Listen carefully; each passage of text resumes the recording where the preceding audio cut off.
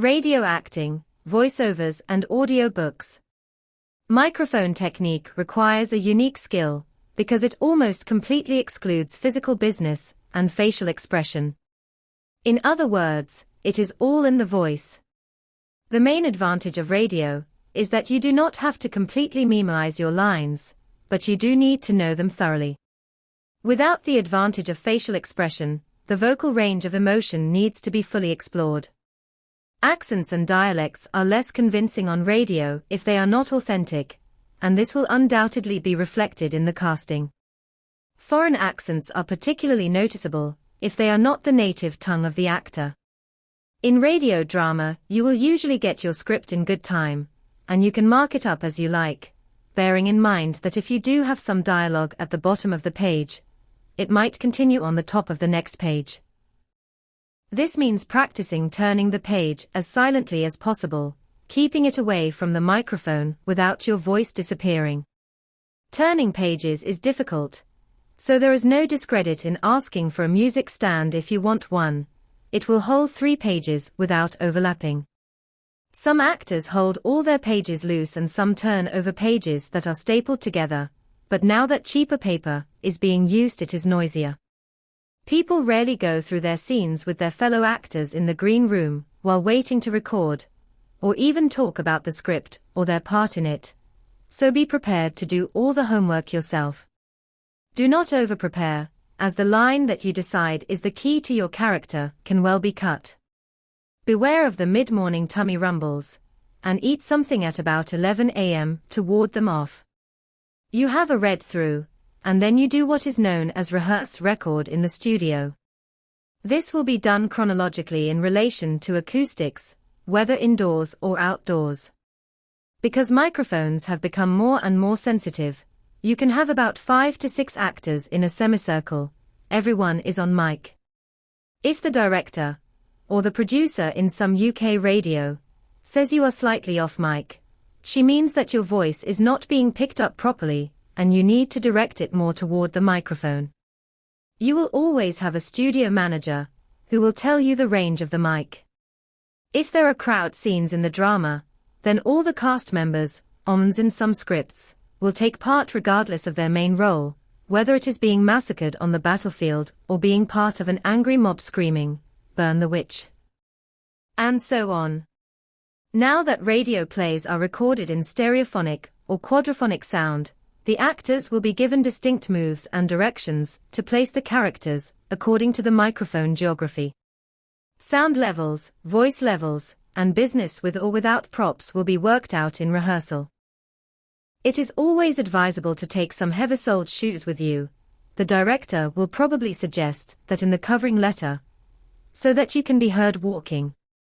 There will be a spot effects person, so you don't pour your own drink, although you might have to sip or gulp it on cue, so the assistant will hand you the cup or glass.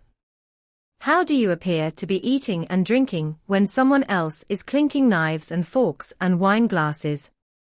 It is all done with the voice, although some actors use bananas to help simulating eating, and some others prefer a very small piece of bread or cake.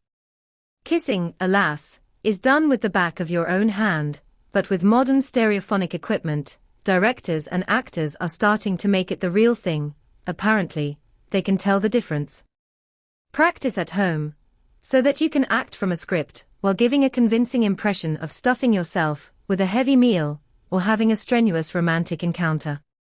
When talking to the director in the studio, don't fall into the novice habit of talking toward the booth where the director is actually sitting, but send all your messages into the mic. Paint the scene for the audience with your words, and remember that a silence can well help them imagine it. If you find a scene is a bit dead, see if doing some business, tidying a desk, plumping a cushion will bring it alive. Naturally, the voice is very important, and so is your breath. Practice breathing all over the microphone, cover the mic in breath. When entering a scene you approach the microphone normally, but when exiting you back away still facing the mic. If you have to walk on the spot, don't be surprised if you seem to have forgotten how to walk. The running time is often very important.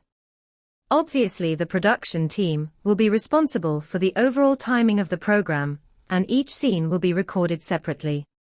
You can, however, suddenly be asked to cut a few seconds off this speech, or that sentence, maybe for timing or for artistic reasons, and you will need to be able to feel exactly how to do that.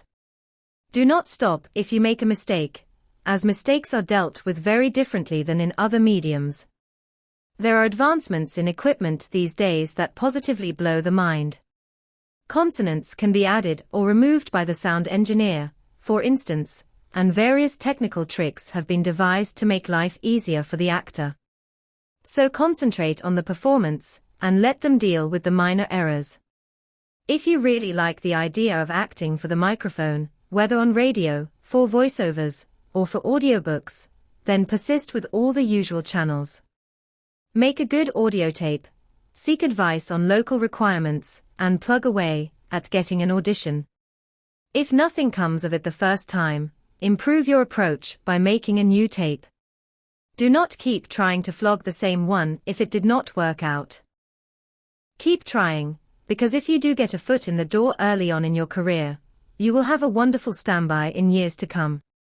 Although the voice gradually ages over the years, you will never be physically too old for a part. Look at current cast lists, listen to narrations and voiceovers, and notice how many famous and familiar names and voices you recognize from the past. It speaks volumes.